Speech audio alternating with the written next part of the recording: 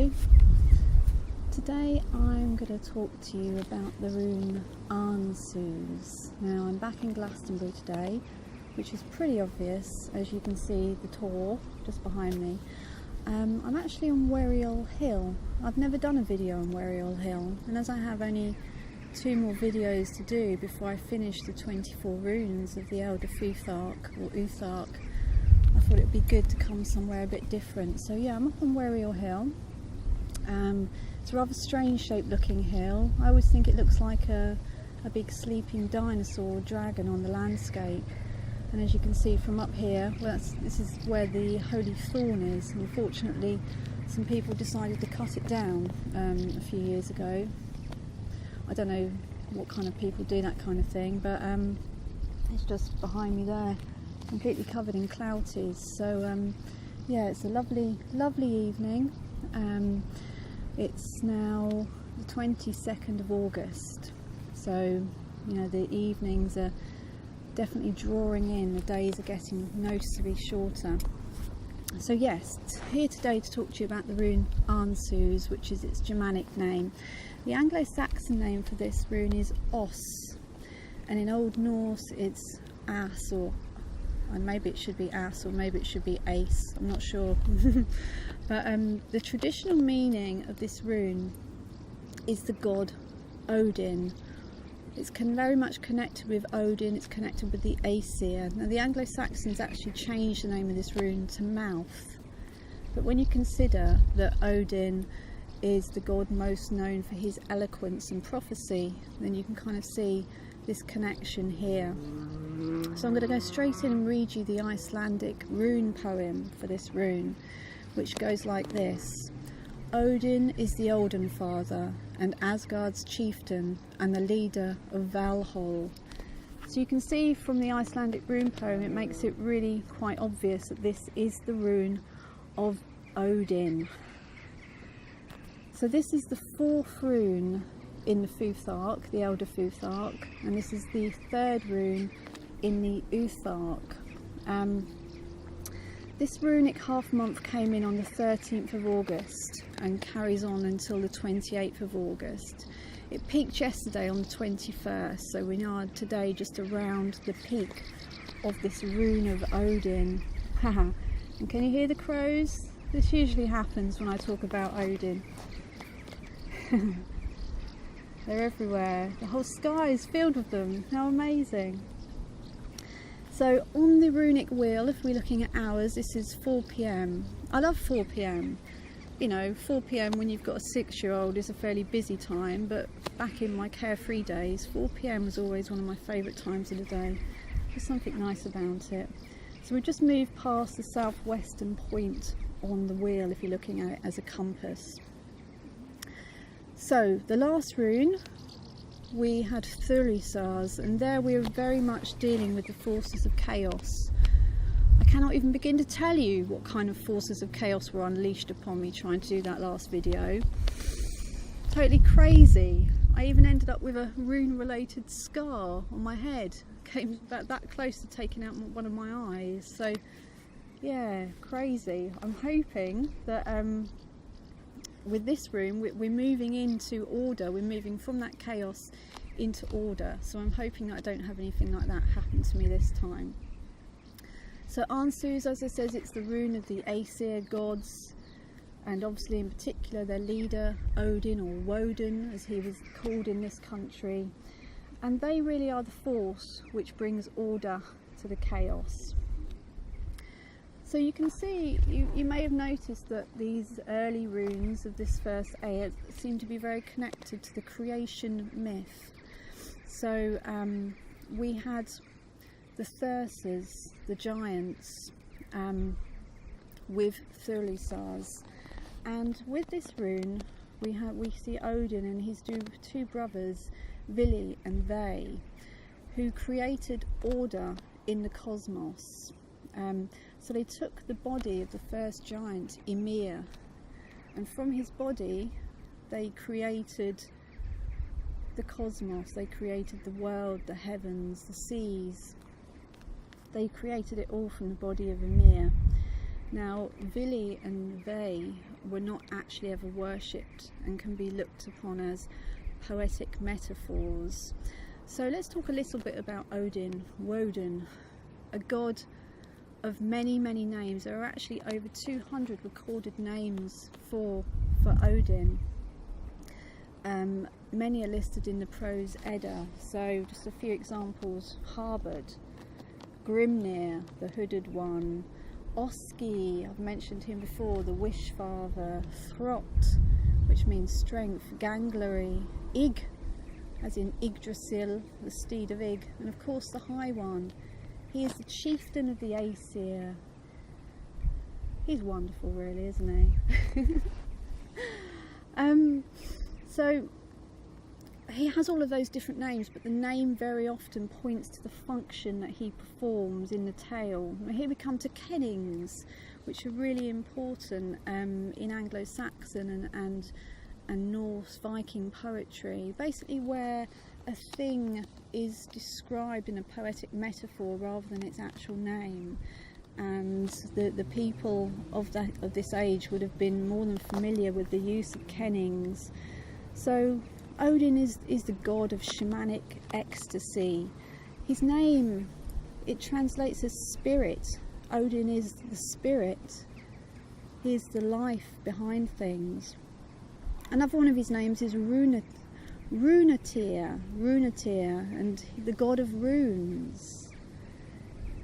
He is the only rune master there ever has been, and the only rune master that there ever will be. He hung upon the world tree for 9 nights. He sacrificed himself to gain the wisdom of the runes. He sacrificed an eye to Mimir's well to gain the wisdom of the Akashic records. Yeah. Now, I'm just going to tell you about some experiences that I had last week. Now, as you know, last week I was back in my homeland of East Anglia, and I've got a theory, you know, that the old faith, the old religion just hung on a little bit longer in East Anglia than it did in other places. One day I will prove that theory, but you know, that is my belief. Now, the runic half month began on the Sunday, and on the Monday I had some time with my mum and my daughter, and I decided to go to some places in East Anglia that I should have gone to when I lived there but never did. So on the Monday, the second day of this runic half month, I went to Saxon Who? What am I on about? I went to Sutton Hoo, the Anglo-Saxon burial ground where there was an amazing ship burial near on the River Deben, deep in the heart of Suffolk. I was actually born in Suffolk, by the way, not that you care. But and when I was there, and I didn't know this, the tour guide said that the tribe who were buried there, who used this burial ground, the Wafingers, after King Wufa, they considered themselves to be direct descendants of the god Wodan. So I thought, well, that's interesting, and I think I had heard that, and I think I've mentioned before that the royal family in Sweden considered themselves to be direct descendants of Frey. Anyway, the second day I went to Grimes Graves, which is a Neolithic flint mining complex which is in Norfolk. And when I was there, I discovered that the name comes from the god Grim, which is another name for Wodan. And I thought, well, this is interesting, because I've had 2 days and 2 Wodan connections, and you know, this is obviously the rune of Odin, of Wodan. And I do find when you start working with this runic wheel, you can start having things like this happen. So the third day I was thinking, I need to find another Wodan connection here. I need another Wodan connection, but I couldn't think of anywhere to go to get a Wodan connection. Anyway, so I ended up going somewhere else. I'm not going to tell you the full story because this is my secret, but let me just say, on the third day, in the most unlikely place, a place I've been to several times before, I found, larger than life, a very, very real connection with Wodan. And this really brings me to the position of this rune in the Uthark. It's the third rune, and in Anglo-Saxon and Norse, the number 3 is so important. It comes up so much, and we see trinities in Norse mythology. The whole Trinity thing in Christianity, there was actually no mention of it in the Bible. It is a hangover from the old religion. People were reluctant to let go of things like this, and this is why we see Easter called Easter. People were reluctant to give up things like this, and the Trinity is very important in Norse mythology. We see trinities of goddesses and gods, and what you will find in the trinities of gods is that Odin is always part of the Trinity, and I'm going to talk about one of those trinities in a moment. But Odin always represents spirit in the trinities. There's always a representation of spirit, which is Odin, poetry and ecstasy within these trinities. So I said I was going to talk about one of these trinities. The Wafingers considered themselves to be direct descendants of Wodan, and one of the aspects of this rune is ancestry, but ancestry as in a connection with the gods. So I'm just going to tell you now about the story of Ask and Embla, the first 2 humans, and you can see how they are connected with the gods. Now Ask, listen to the crows, they're everywhere, I love this. So Ask means ash tree, and Embla, it means something like water pot. These were the first 2 human beings on Midgard. So the poetic Edda, Voluspa 18, tells us, breath they had not, spirit they had not, blood nor bearing nor fresh complexions. Breath gave Odin, spirit gave Hænir, blood gave Loda, and fresh complexions. Now that translation comes from the Oxford edition, a translation by Caroline Larrington. Now I'm going to read you another translation by Maria Kulveg, who I have the utmost respect for, Lady of the Labyrinth on YouTube. You can learn an awful lot by watching her videos, amazing. Now this is her translation.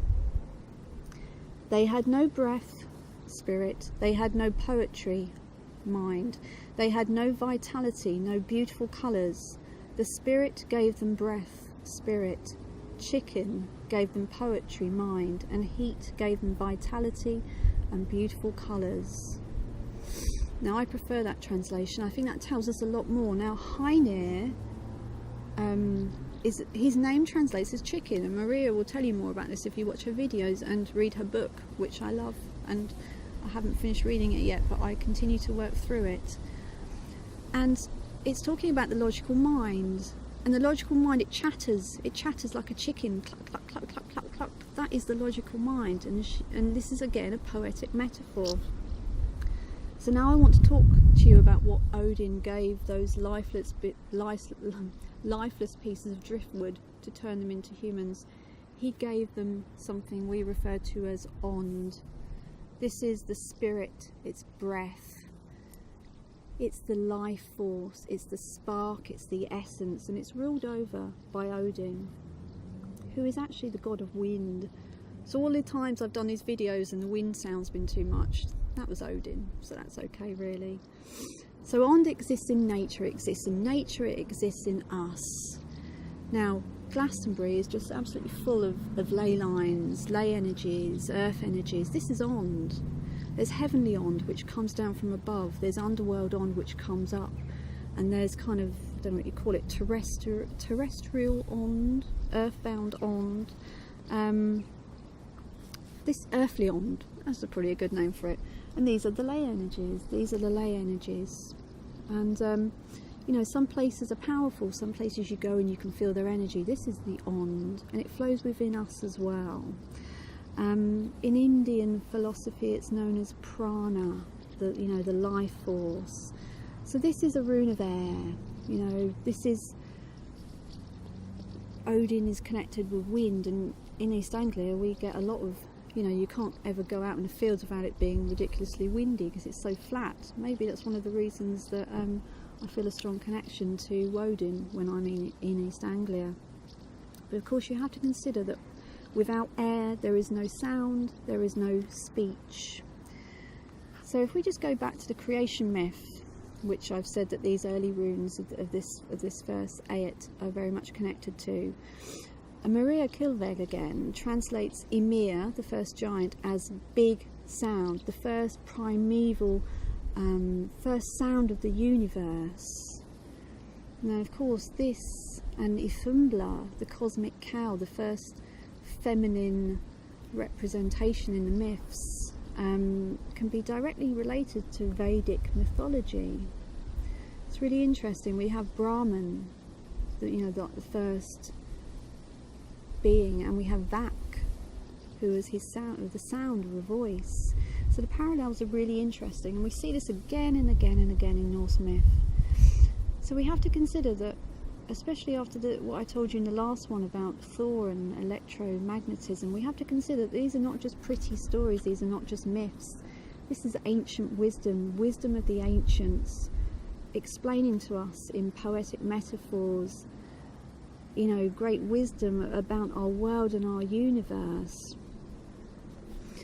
Now, I think I mentioned last time that Ansuz is a rune of consciousness. So here we've moved from the primal unconscious forces that we saw earlier on through to this rune, which really does represent divine consciousness.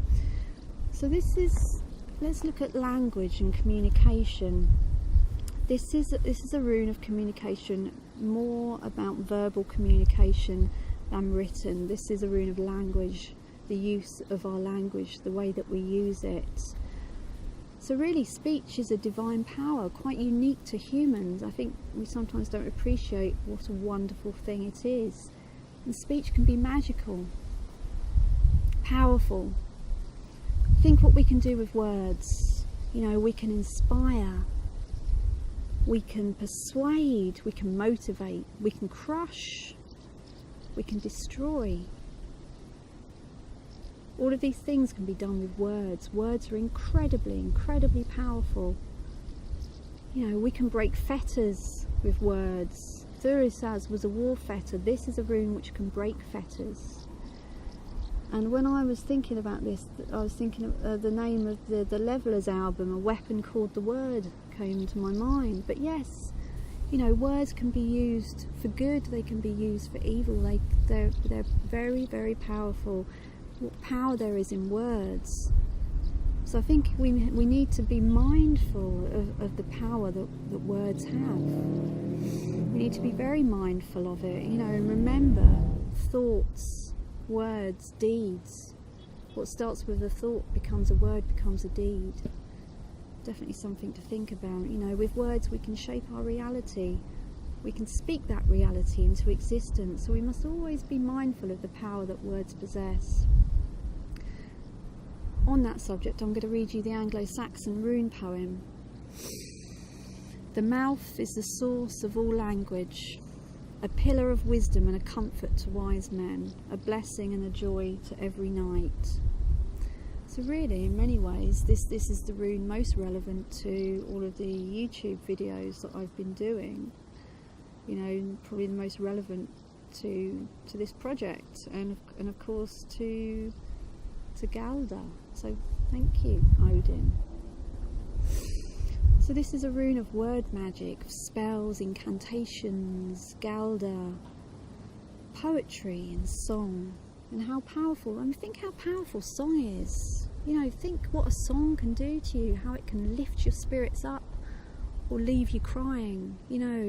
Song, incredibly powerful. Never underestimate the power of words.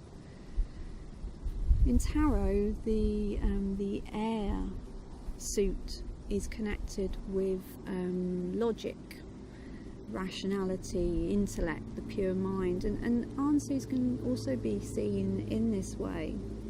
It is a rune of logic and intellect and reason. It can be a useful rune to work with if you need to make a decision which you need to be based on logic without emotion. getting in the way, if you need to make an important decision, then yes, work with this rune. You can use this rune if you need to exercise eloquence, if you need to persuade people to use your words. If you need to use your words to gain something, then call upon this rune, call upon Odin. And of course we mustn't forget that this is also a rune of inspiration. A rune of inspiration. And I could tell you a story all about Aesir, but I don't think I have time today, sadly.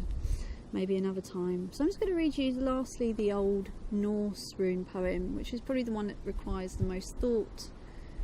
Estuary is the way of most journeys, but a scabbard is of swords. Now I was laying in bed thinking about this one. Here comes the wind. Laying in bed thinking about this one. And I was thinking maybe it's got something to do with if you use your words and you weave a story, that is a good way. You use your words positively, but if you have sharp words, then they're going nowhere. The sharp words, like the sword, only going to the scabbard will get you nowhere. Anyway, that's one to think on. And I just realised I have not even shown you the rune yet. Here we are. This is Ansuz, and this is a new rune set I've got that when I went round to my parents, a friend of my mum, who's also sort of a friend of mine, I know him but not as well as my mum, Roger, thank you, had gifted these to me. So nice. All my other rune sets I've made myself, but this one was gifted. So the wind is getting up now. I'm going to do some Galda, some chanting. I was recently told that it's not Galda because I'm not respecting the Galda rag. So I don't know.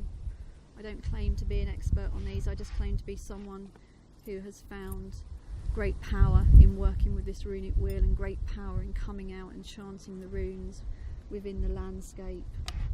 There is power in that. So I'm going to do the runic chanting now, and I dedicate this to Odin. Odin the All-Father, the High One.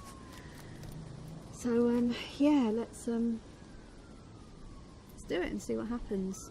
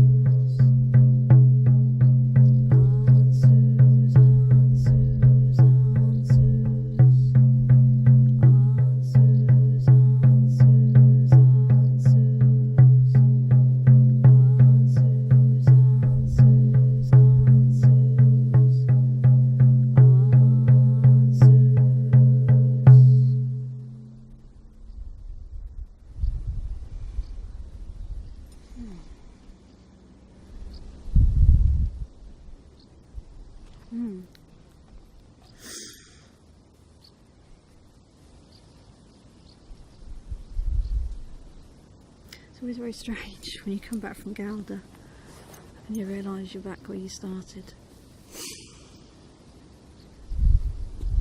Do you feel Odin with that one? Strange, I kept feeling like I couldn't drum, like I shouldn't be drumming, like I just needed the voice. So maybe I'll try that one with just the voice. But it was interesting. And the siren as well, more sound. But then this is a rune of sound of speech. So yeah, anyway. I hope you have enjoyed this little runic exploration, little runic trip from the top of Wearyall Hill. The sun is setting fast, it will soon be dark. And yeah, this leaves me just one more video to do to complete the 24 runes of the Futhark, the Elder Futhark, the Uthark. So I shall be back in a couple or so weeks with that one. And I hope you will join me for it. And thank you so much to everyone who has subscribed. Thank you for watching. Please do subscribe if you haven't. And appreciate your comments and your thumbs up. So I wish you all a good evening, and I will be back maybe from Chalice Hill next time. I've done a lot of drumming and chanting from the tour behind me, so I don't want to neglect the other hills in Glastonbury, so we will see. Anyway, blessings of Odin be upon you. Bye bye.